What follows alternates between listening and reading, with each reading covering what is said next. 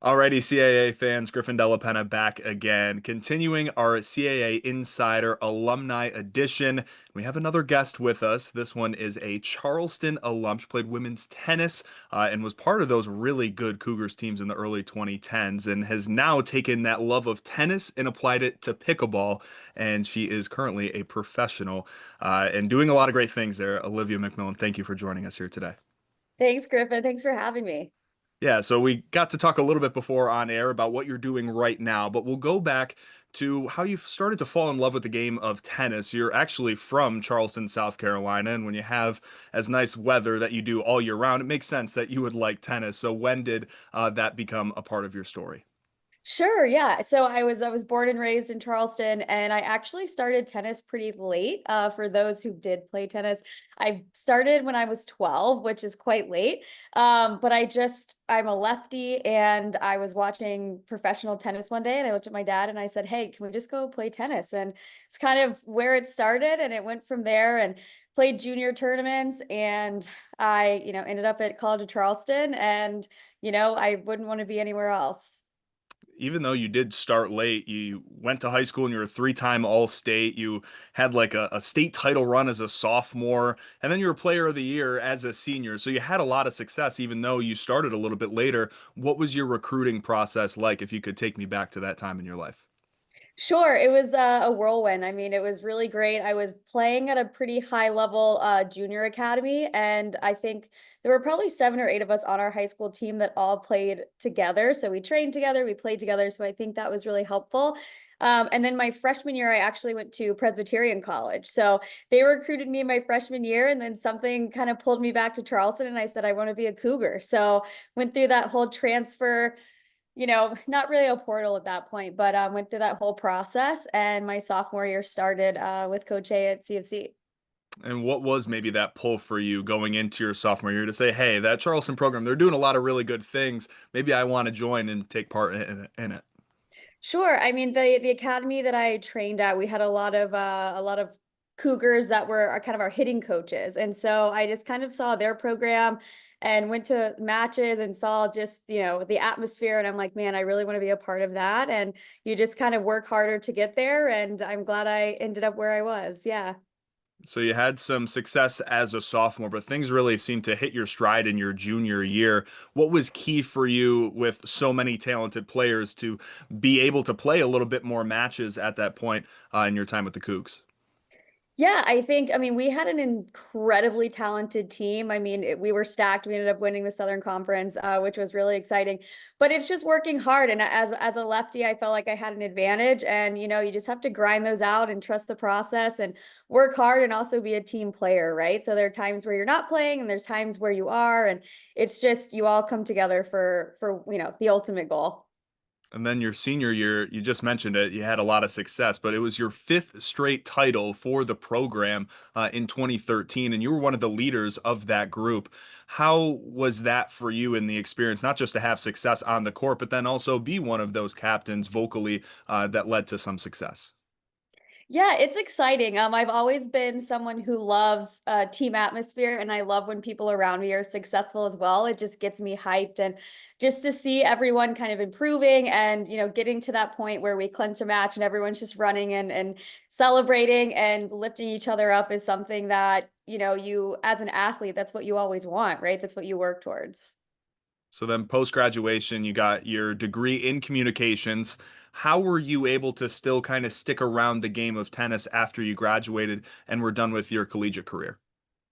So I did some freelance work with ESPN, which that was such an amazing time. I worked in production. So I went to Wimbledon, I did the French Open, the US Open. So I still got to play a little bit. I got to be around the highest level in the world. And then when I came back, I was a tennis coach as well. I was a head pro, and I really loved coaching. That's where I found my stride and my passion. So being able to stick around the game and still play, I mean, tennis is your first love, as an athlete. So that was something that I always wanted to keep in my life. Then 2018 rolls around and this brand new sport that nobody knew about called pickleball enters the scene. And you played it for the first time, but were maybe a little hesitant. You still wanted to play tennis.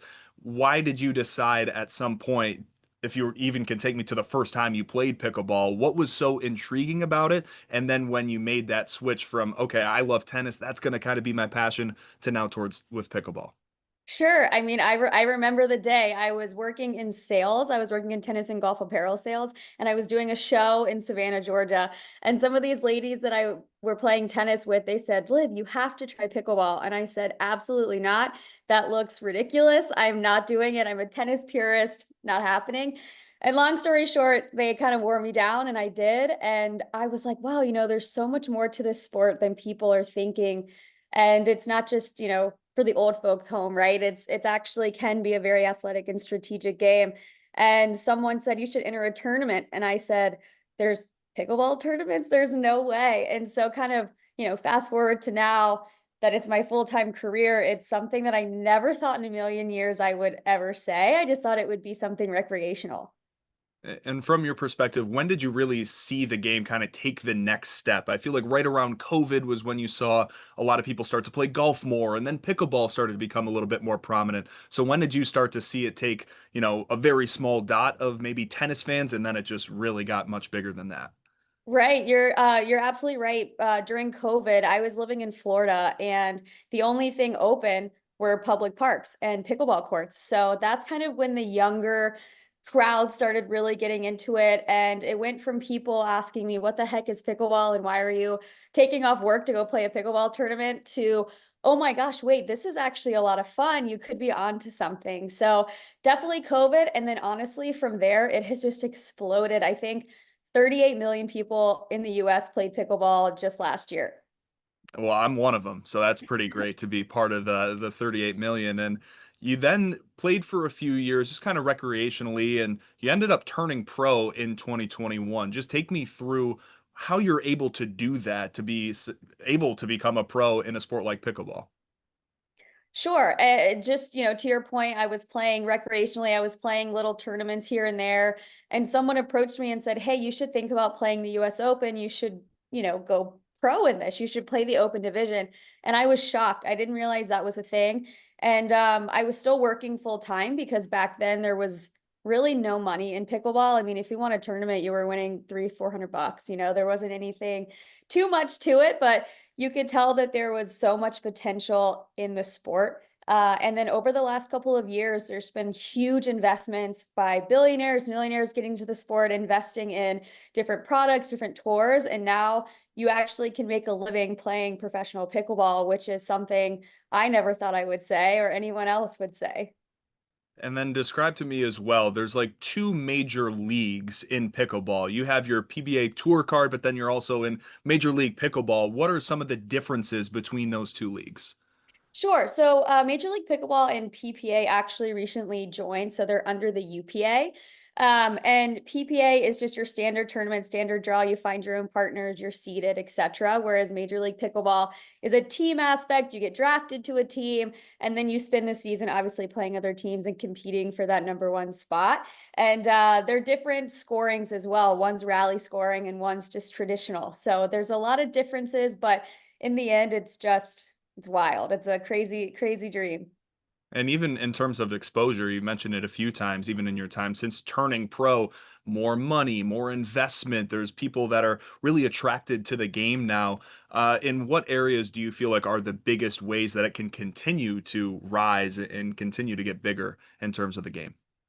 Sure. I think, social media is huge. And, that's how I got connected to you actually, right? Is through social media.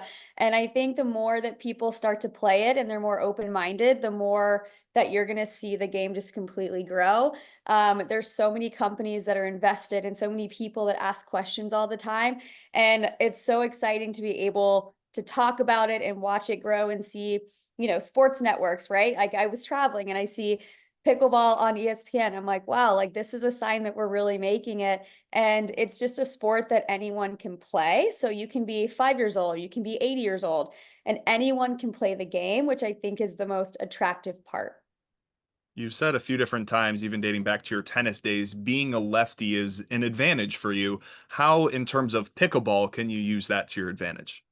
Sure. I mean, strategically speaking, most people want to attack a backhand, right? But that's my forehand. So, it kind of changes the way people have to play you. And most don't love that, to have to change a strategy that typically works for them. And also, it's just a different side of the ball, right? You're seeing a completely the opposite way of what you're used to. So, there's a bit of an advantage to that. It kind of throws people off. I bet you've had a lot of moments that are high up in your list since turning pro. But if you could maybe give me a few of moments that you look back on and say, wow, like I can't believe that happened in my career, what would some of those moments be? Sure. I think really one was 2 years ago is when I officially quit the corporate world. I gave myself a goal that once I feel like I could start really making money and make momentum in the sport, that I would quit my corporate job to focus on pickleball full time. And so I think that was a moment where I'm like, you know what, I can do this, and I'm taking a chance on myself. And on the court, when I made the Major League Pickleball final with my team, I mean, you're in front of this huge crowd and you clinch the final point and you're like, wow, this is what I've worked so hard for. And honestly, also being a part of the PPA tour, I mean, that's something where the best players in the world play. So being able to be a part of that and play against the best is something that any athlete would want. And it has to be just so cool for you, that team aspect, kind of dating back to your tennis days as well at Charleston, that same sort of camaraderie. But now being on the tour, I can't imagine what that's like, going to different places and cities and playing the game that you love and getting to expand the growth of the game. That has to be amazing for you. Yeah, and I love coaching. So I also run a pickleball program here in Charleston when I'm not on tour. And I love just teaching the game and watching people understand the game at a different level. And yeah, just traveling all over the world and meeting new people. And, I'll be sitting in an airport and someone will see my bag and they're like, "Oh, are you a tennis player?" I'm like, "Actually, former, but I play pickleball," and it just sparks conversations with people that you would never anticipate meeting or talking to. So it's inspiring in so many ways. And that coaching previously, just like tennis, now making its way to the pickleball side of things too. Is there a specific age group that you're kind of honing in on, or is it really just, like you said, a wide range? It could be an older person trying to pick up the game for the first time, or now you're even seeing younger kids that are starting to make their way in the pickleball ranks very early on. Right. So for me, my clientele is probably 40s to 60s. However, the PPA tour launched the junior PPA. So when we're at tournaments, we're seeing these, all these juniors running around playing, and they're so good. And you're watching that grow, which is really great, especially coming from junior tennis, right? Where you kind of remember those core memories, and you're seeing that on the pickleball court. So it's nice to see kind of that wide range, because historically, pickleball was more of an older sport. And now, that assumption is now kind of shifting to where it's, 20, 30 somethings are, on the court 3, 4 hours a day and can't get enough. So So I'll give you some coaching tips. I will put it right on display right now. As a novice like myself, what are some of the best points for somebody who plays once in a while that can continue to get their game to the next level? sure, I would really suggest anyone taking a lesson.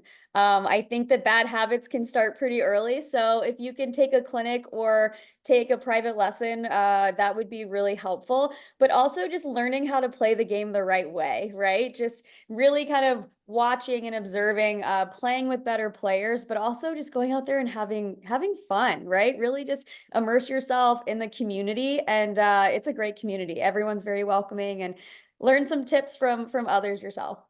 It's a great workout too. You get done after playing for an hour. I'm drenched in sweat, but Liv, I've really appreciated this time so far. I've ended each one of these interviews the same. How has Charleston played a role in your success, even, a few years since your tennis days have been done, now translating over to the pickleball side? Sure. I think Charleston, I mean, the athletic department is incredible, right? I know every athlete when I was in school, right? Everyone kind of supports each other. And I think that's really rare, especially when you have bigger colleges, right? You kind of get lost. There's so many people. But I think with Charleston, it's a small community and it really makes you feel supported. And I still keep up with so many people that I've met in my Charleston days, and everyone's just supporting each other from afar. And I think being able to have that work ethic as a student athlete coming And now I get to put that competitive spirit back into my job is something I'll just cherish forever. It certainly is a special place for the people who want to continue to follow their story. How can they do that just with the PBA and then also your own personal social media channels? Yeah, so you can follow the PPA on Instagram, Facebook. There's Pickleball TV as well on Amazon Prime. You can tune in every weekend. We're, somewhere new playing and competing. And then my personal Instagram is just oliviamcmillan.pb, and you can check out all the travels and kind of the adventure of professional pickleball. It is an amazing story. We appreciate you hopping on and fitting us in your crazy schedule because I know you'll have some matches coming up here shorter in the week. So, Liv, thank you very much. Absolutely. Thanks so much for having me.